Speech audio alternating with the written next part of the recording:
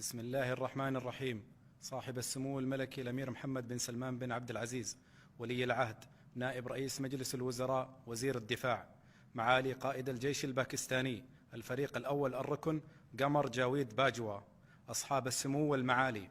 تنفيذا لأمر خادم الحرمين الشريفين الملك سلمان بن عبد العزيز آل سعود حفظه الله بمنح وسام الملك عبد العزيز من الدرجة الممتازة لمعالي قائد الجيش الباكستاني الفريق الأول الركن قمر جاويد باجوا، وذلك تقديرا لجهوده المميزة في توطيد وتعزيز أواصر الصداقة والتعاون المشترك وتطوير العلاقات السعودية الباكستانية.